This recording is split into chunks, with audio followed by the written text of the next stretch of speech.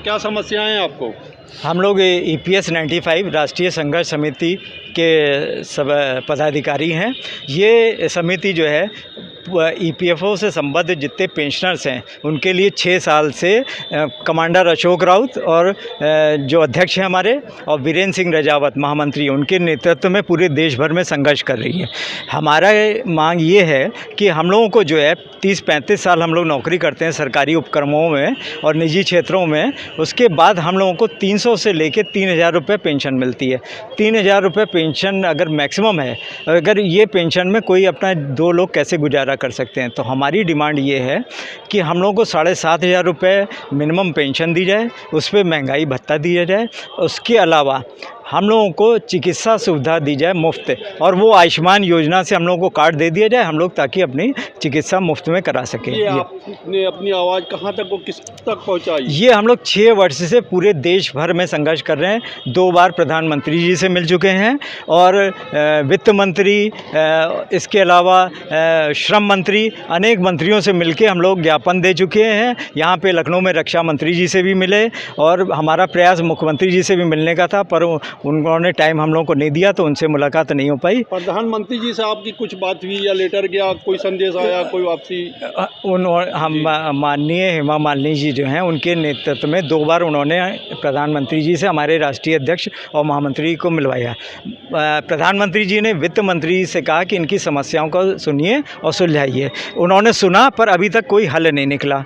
आपको 3000 पेंशन मिल रही है, आपको कितनी पेंशन चाहिए सरकार से? कितनी कम से कम 7500 रुपये महीना पेंशन होनी चाहिए और उस पर DA हो। हम लोग जो है, जो प्रधानमंत्री जी ने आश्वासन दिया था, तो हम लोगों ने उनको 1 महीने से याद दिलाने के लिए देश भर से लाखों पोस्टकार्ड, ट्वीट और जीमेल सब मेल किया कि ताकि उनको याद रहे। और हमारे सारे मेंबर्स को उम्मीद थी कि इस बजट में ये पेंशन बढ़ जाएगी, परंतु पेंशन नहीं बढ़ी और बड़ी निराशा हाथ लगी। यूपी में 83 लाख EPFO से संबद्ध जो हैं वर्कर्स हैं और 13 लाख पेंशनर्स हैं, जो चुनाव में कुछ भी उलटफेर कर सकते हैं। ये सरकार कोई भी बने उसको ध्यान देना चाहिए। 10 लाख से ज़्यादा पोस्टें हो चुकी हैं और ट्विटर पे, इंस्टाग्राम पे कई पोस्ट मैसेज भी गए, आखिर कोई जवाब नहीं आता है, क्या वजह है? नहीं, ये वो जो फॉरवर्ड कर दिया जाती है, हम लोगों के जो लेटर्स हैं वो श्रम विभाग फॉरवर्ड करता है, श्रम विभाग EPFO को भेज देता है। EPFO भ्रमित कर रहा है सरकार को, कह देता है कि हमारे पास फंड नहीं है, जबकि लाखों करोड़ों रुपए अनक्लेम्ड फंड पड़ा है, जिस पे हज़ारों करोड़ रुपए हर महीने ब्याज मिल रहा है सरकार को, और वो अपना जो है बड़ी बड़ी बिल्डिंगें, बड़ी बड़ी तनख्वाह लेके हम लोगों के पैसे पे ऐश कर रहे हैं। आपको ये नहीं लगता कि आपके लेटर दबाए जाते हों या आगे नहीं बढ़ाए जाते हों? वो भी सरकार में बैठे हुए हैं, वो सरकार को सपोर्ट कर रहे हैं, आपका सपोर्ट नहीं कर रहे हैं, ये भी तो हो सकता है। नहीं, बिल्कुल है, कोई ना कहीं तो गड़बड़ है ही, वरना लाखों पोस्टकार्ड और इतनी बार हम लोग प्रधानमंत्री से मिले। अगर प्रधानमंत्री चाहें तो 1 हफ्ते में ये हम लोग का काम हो सकता है, ऐसी बात नहीं है। अगर बजटरी सपोर्ट की ज़रूरत है तो बजट सेशन चल रहा है, इसमें जो है थोड़ा सा फंड अलॉट कर दें, बाकी तो EPFO। हाँ, अभी ऐलान भी हुआ है, बजट भी आया है, तो उसमें कोई ध्यान नहीं रखा गया? कोई ध्यान नहीं, और हम लोगों को पूरी उम्मीद थी कि इसमें कर रखा जाएगा। उसमें सिर्फ पुरानी पेंशन वालों को जो 10% कंट्रीब्यूशन था उसका 14% किया गया। यूपी में तो वो पहले से ही लागू है। सर, अपने बारे में बताएंगे, क्या वजह है कि पेंशन बहाल ही नहीं हो रही है, क्यों बढ़ाया नहीं जा रहा है? ऐसा मैं KS तिवारी, राष्ट्रीय उपाध्यक्ष EPS 95 राष्ट्रीय संघर्ष समिति का हूँ, और पूरे देश में 71 लाख पेंशनर्स हैं और उत्तर प्रदेश में 13 लाख पेंशनर्स हैं और उनके परिवार मिला के 83 लाख हैं। और हम लोग पूरे मन से भारतीय जनता पार्टी के अनुयायी हैं और भारतीय जनता पार्टी के साथ जुड़े हुए हैं, लेकिन हम ये चाहते हैं कि ये BJP सरकार हम लोगों की पेंशन की जो डिमांड है 7500 प्लस DA कर दे और मुफ्त चिकित्सा कर दे, और राज्य सरकार आयुष्मान योजना में उसे जोड़ दे।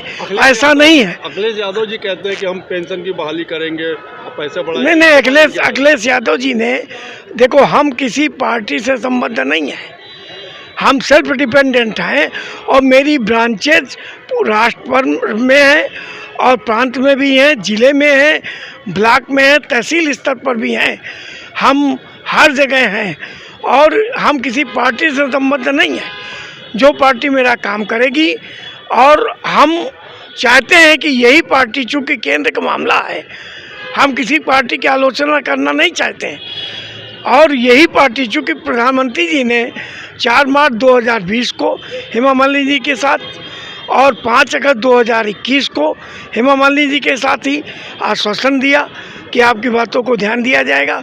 यहाँ तक कि पीएमओ के जो राज्य मंत्री डॉक्टर जितेंद्र सिंह जी हैं, उनके साथ सीतारमण जी जो वित्त मंत्री हैं उनके पास भेजा, उनसे ही बात कही गई। और हम लोग जो है लगातार ओम बिरला जी से मिले, और कई सांसदों ने, हेमा जी ने भी उठाया, नवनीत राणा ने भी दिखाया, संसद में भी ये सवाल उठा, लेकिन अभी हम लोगों के सामने नहीं आया। तो वो स्थिति है कि अंधेरा आँखी देखे तब पति आए। जब मुझे आ जाएगा तभी सबको मालूम होगा।